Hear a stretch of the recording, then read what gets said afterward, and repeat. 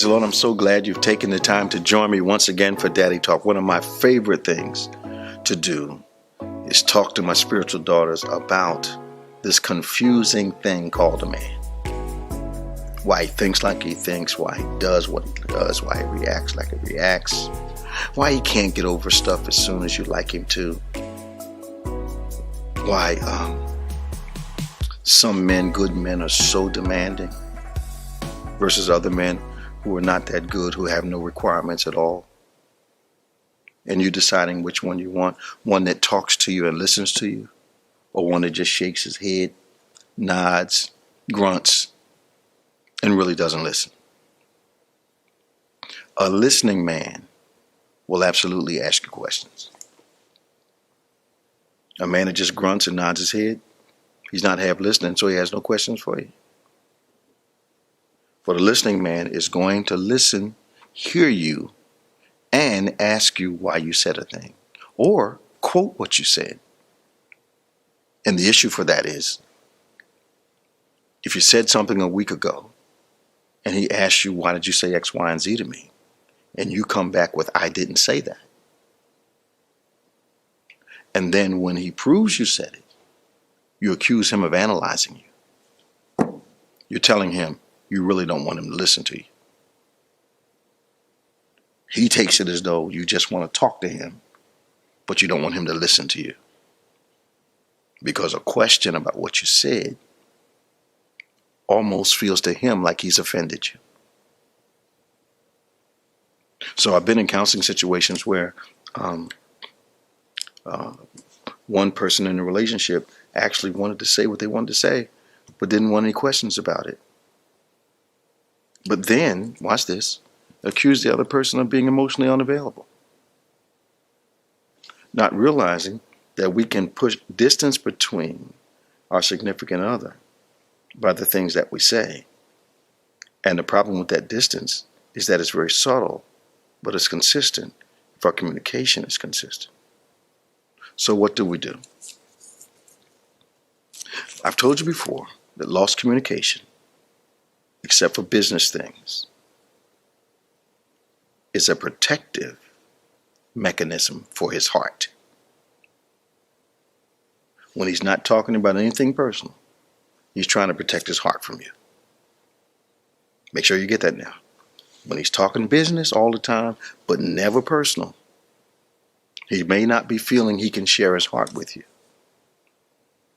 Keep that in your head. Now watch this.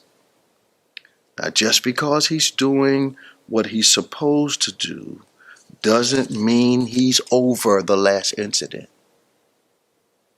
Just because he's doing what he's supposed to do doesn't mean he's over it. And listen how this works. I've got two daughters. And one of the mistakes they've made is believing that they can do something harmful. And they believe he's over it. When in actuality, both my girls carry offensive for a while. My conversation with them is trying to get out of the area of offense. When they stay in offense, they can stay in offense indefinitely at times. But at times they believe the men in their lives, women believe the men in their lives are supposed to get over an offense expeditiously. When my daughters, I know, and other people that are my spiritual daughters, carry offenses for a duration of time. So it's important that for the man in your life, this is what we're talking about. Just because he's doing what he's supposed to do doesn't mean he's over the last incident. So it means that you have to communicate with him and find out if the last battle left him with an open wound. All right, let's one more thing before we go today. Now, this is important as it relates to talking to him. Thinking before you speak does not include planning his response. Thinking before you speak does not include planning your response. In other words, you think for a week about what you want to say, and then you say it. But you have inadvertently plan what you want him to say in response to what you've been thinking.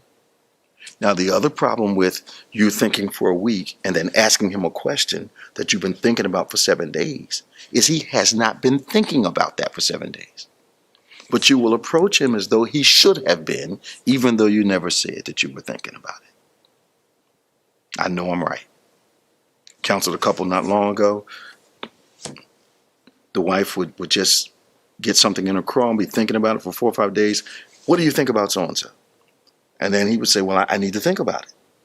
And she would become upset because he was not ready to answer a question that it took her 7 days to ask. So, one of the common things I say to people, don't you read each other's minds. Ask before you make up your mind. Ask before you make up your mind. And if you're going to think before you speak, don't include in your thinking what you want to hear from him.